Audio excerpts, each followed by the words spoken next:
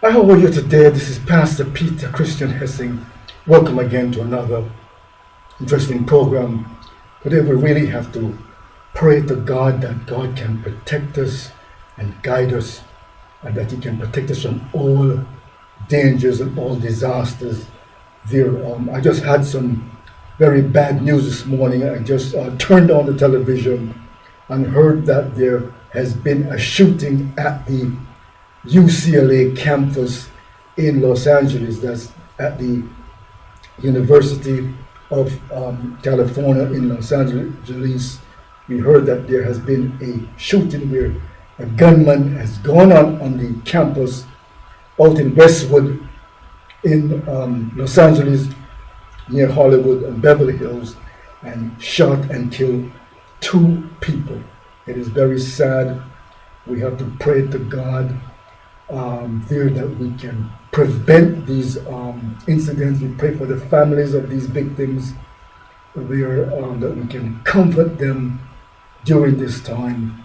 And we pray to God that we have to prevent these school shootings and the gun violence here in America and around the world. And I've been talking about this.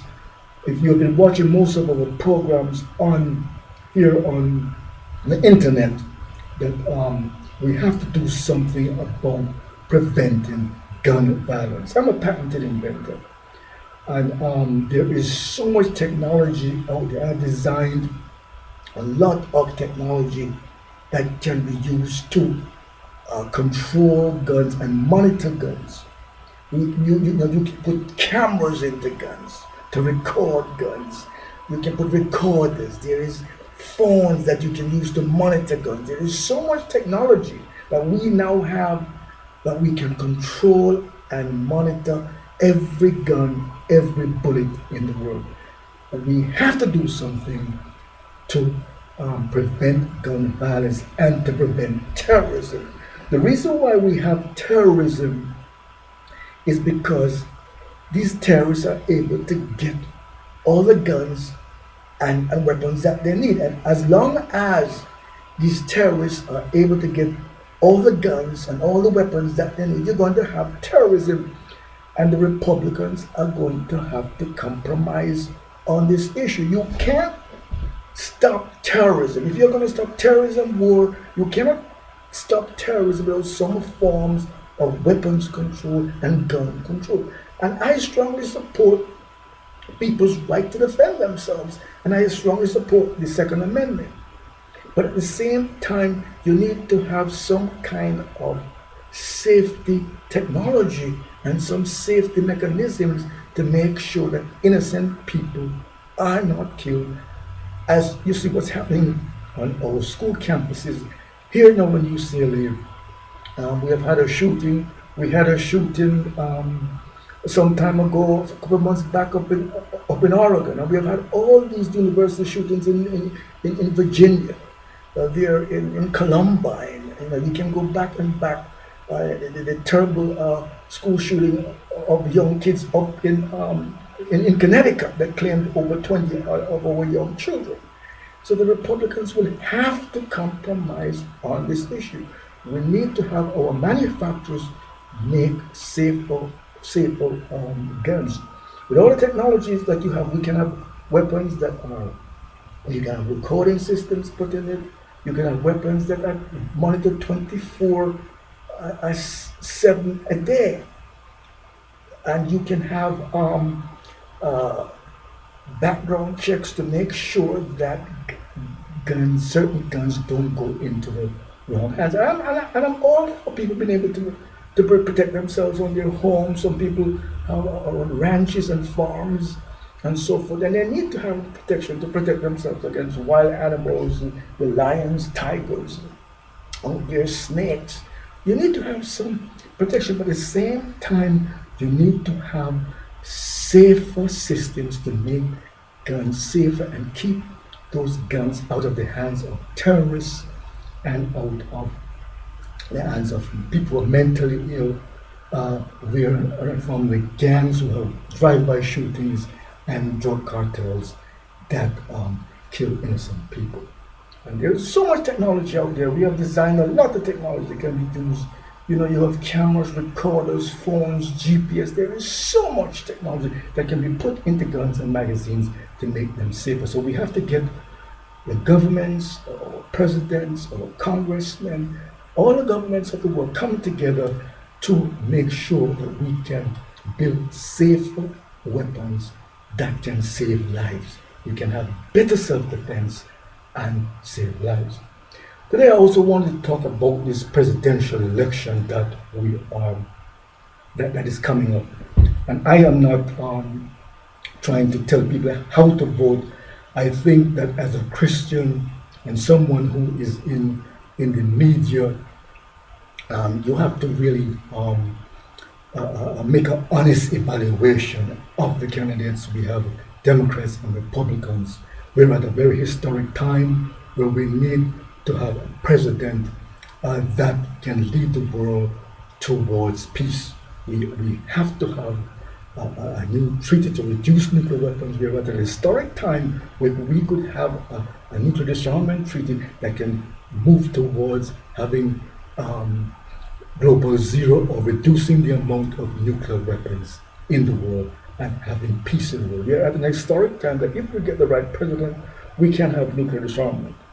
And we can move to stop terrorism in the Middle East and reduce gun violence and end poverty. So we're at a very historic time. We can have health care for everyone. We can eliminate poverty by creating businesses for every person. Every person in the world can have an online business. If everybody in the world sold a product or made a product or worked with selling a product or making a product, every man, woman, and child, you would have no poverty in the world.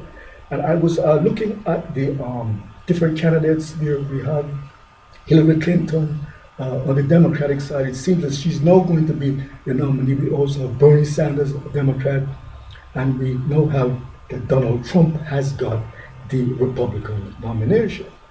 Now, I am independent. I'm a registered independent voter, and I try to be impartial here, and I'm not trying to tell people how to vote, but I just want to give you my own honest opinion. But because no, we can't stand on the sidelines anymore. You know, our leaders are really chosen.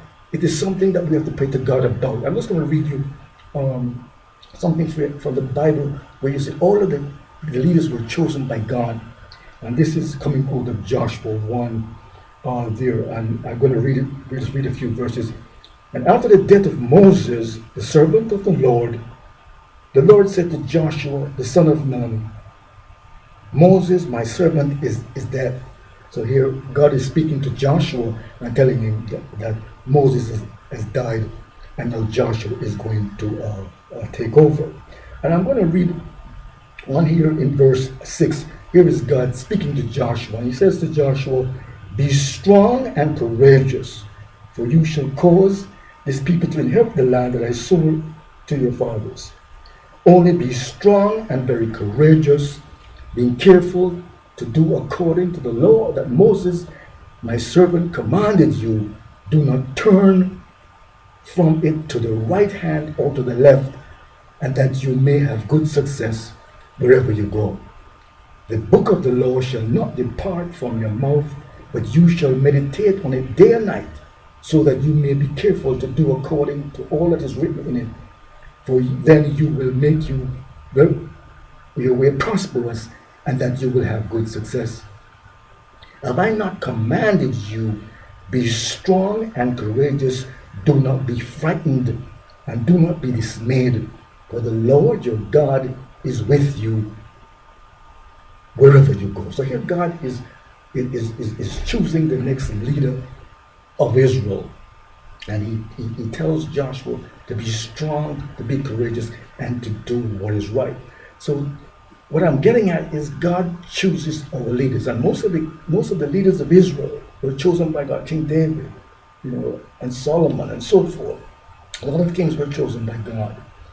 And so the choosing of the leaders is a very important thing. Now, here we're voting on two presidents, two candidates for president. We have Hillary Clinton, we have Bernie Sanders. Also, we have Donald Trump on the Republican side. And I think you really have to look at what they are proposing. Now, I'm independent. I'll tell you my history. I was first registered years ago as a Democrat. And I was registered as a Democrat, to vote as a Democrat, and I voted as a Democrat for many years. Then, during the Reagan era, I switched and I became a Republican, and I was registered as a Republican. And then after a few years, I didn't really like the Republican policy, and I switched back, and now I'm registered again as an independent. So I'm independent. So I'm trying to make an honest evaluation, and I think people should make an honest evaluation. Some people don't look at what the candidates are proposing. And I've had a chance I've tried to look at what the Republicans and the Democrats are proposing. We have Hillary Clinton, and she has a tremendous amount of experience. She was a Secretary of State, she was a senator, was also First Lady, and so forth. And she spoke about reducing nuclear weapons, having large reductions in nuclear weapons. And that is something that I strongly believe in. It's a lifelong cause that God has led me to support and to get involved with. As I told you, we're a patented inventor, and we have invented an expanding missile system that can actually receive nuclear weapons and actually boomerang them or disarm them. We have to live together in peace with the Russians and the North Koreans, definitely. But we need to have massive reductions in nuclear weapons, and to have to build the right type of technology. As you see now that we have the technology now to send back nuclear weapons that will prevent countries from wanting to launch a first strike. So I strongly support the idea that Secretary Clinton is saying that we have to have massive reductions in nuclear weapons, which is completely different. We hear Donald Trump, he's saying, well, that he will allow other countries to get nuclear weapons, countries like Japan or Taiwan or South Korea. And I think that's a very bad idea. We really have to prevent other countries from getting nuclear weapons. And also another idea that Trump is saying that he would allow the Russians to have more military operations in the Middle East and around the world. I think that's a very bad idea. To see what the Russians are doing in Ukraine, where they're trying to take over the Ukraine.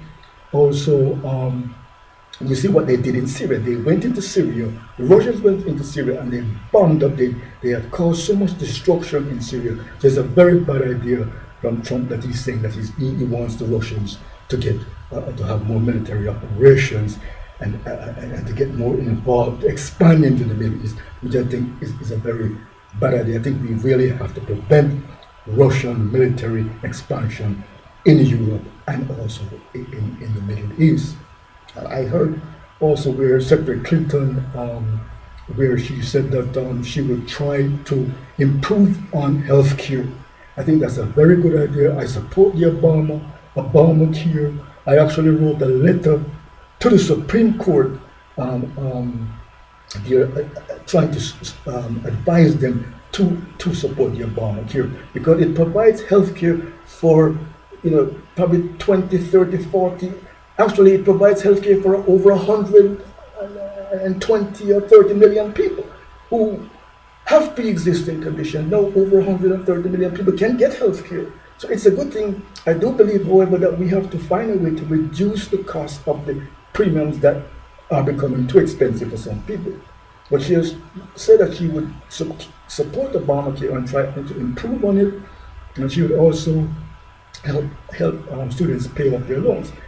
Donald Trump is completely against Obamacare. He wants to basically just cancel it. So there's some ideas there that Trump has got a lot of bad ideas. I don't dislike Donald Trump. I have always liked him as a person. I don't dislike him, but I think he has got a lot of bad ideas there.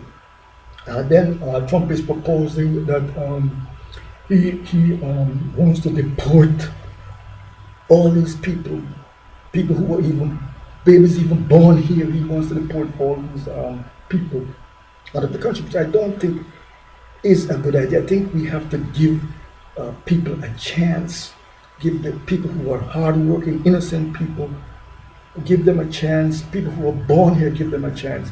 And it is estimated that if he was to deport the millions and millions of people, it would cost billions, if not trillions of dollars. They're even predicting that Trump will add a lot of debt to our already deficit. He's going to add more debt to our national deficit and to a national debt. So I think Trump has got very bad advice. He has a whole list of bad ideas.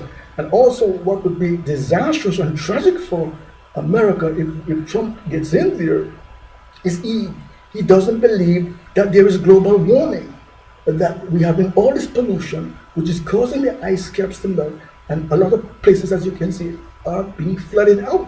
That we have to do something about cleaning up the environment. He's completely against having a clean environment. He's against all these attempts to clean up the environment and to reduce global warming and to reduce pollution, which is it's a big tragedy because Obama has done so much in getting the world to agree to reduce pollution and reduce emissions, and to regulate the coal industry into having cleaner technology. He doesn't want to have any regulations on these companies that are polluting the air and coal or on any of these industries. So you're going to have more pollution. It's a matter of being clean. Cleanliness is godliness. We have to clean up our environment. Trump is completely against doing that. So he has got a lot of bad ideas. Trump has got, I think, very bad ideas. And Trump didn't have to take these ideas. He could have come up with smarter ideas. You know, sometimes these wealthy billionaires, they have access to getting experts and getting professional ideas, but Trump didn't have to take all these bad ideas. Trump, he does not support the NATO. He doesn't like the alliances. All these alliances that are so important. I agree we have to improve on NATO and our alliance with the countries in Asia and the Gulf alliance with the Arabic countries in the Gulf.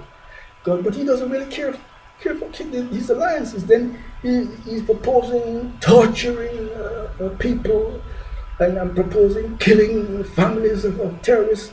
You know, all these are some very crazy ideas, very bad ideas. Then he's proposing banning all Muslims to come to America. So I think that Trump has got very bad advice.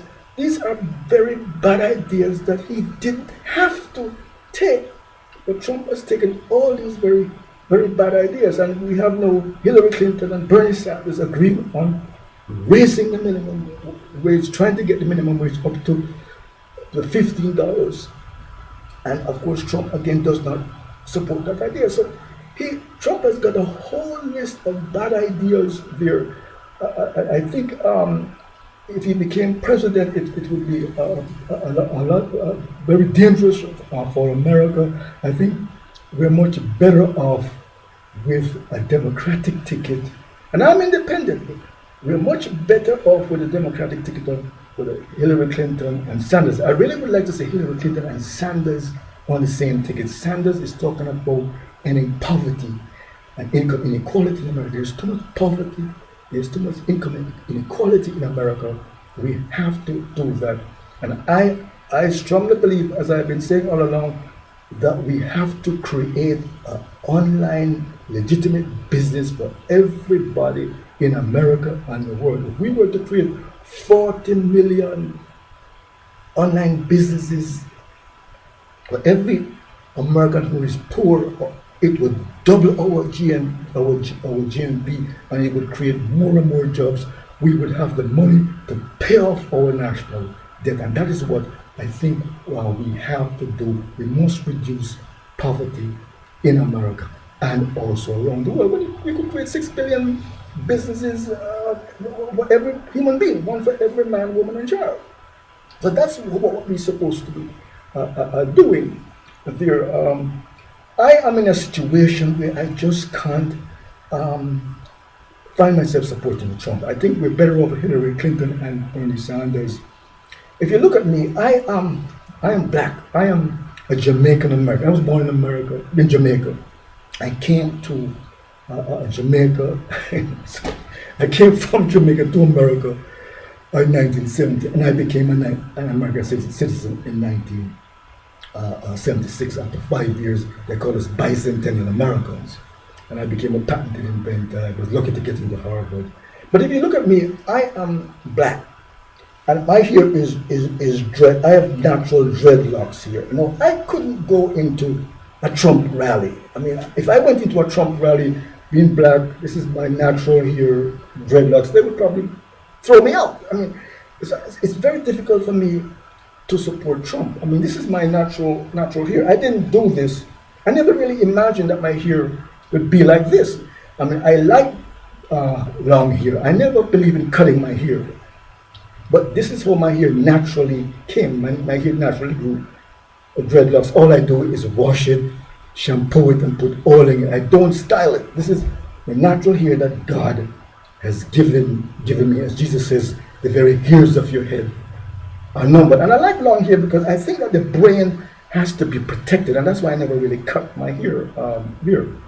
But I really could not go into a Trump rally being a black, here this black Jamaican guy with all his dreadlocks. Some people would say he's a Rastafarian, and so forth. He's a Rasta and so forth. But I really couldn't go into a Trump rally. I would be crazy going into a Trump rally because they would probably turn on me and throw me out. And I've written to President Obama on the patents that we're working on, and I've had a US patent, and I've got back about 3 letters from President Obama from the White House. Now, I wouldn't, if I was invited to the White House, I wouldn't be scared to go in the White House with Obama, with the Obama administration, because I know that they have a respect for people's individual identity.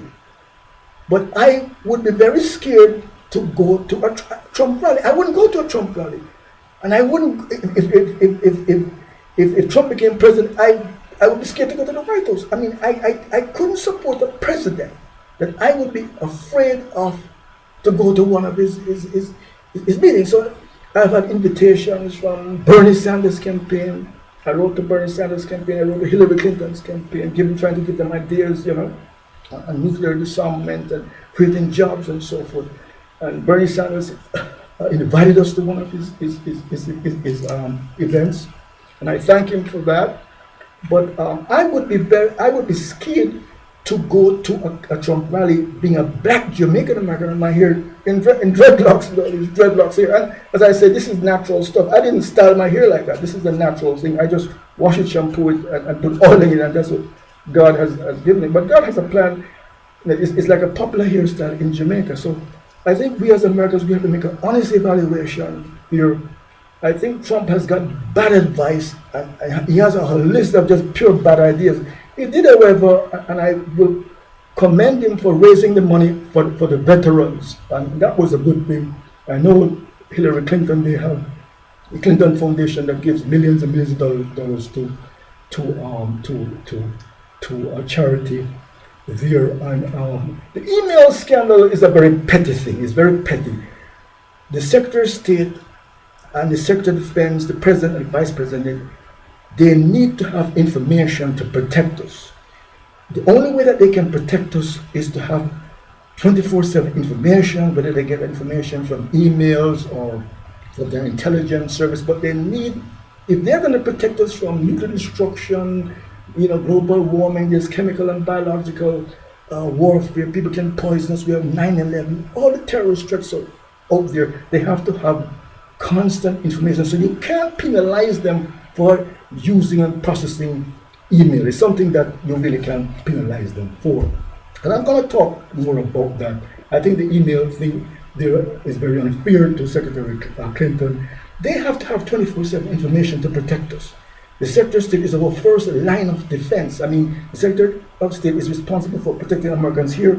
All Americans abroad in 200 countries. So they need a constant access to information. So you can't penalize them because they try to receive information or send information, whether through the government email or through their own private email. And everybody has a right to have a private email there. So you can't really penalize them. They need to receive and process information to protect us as fast as possible.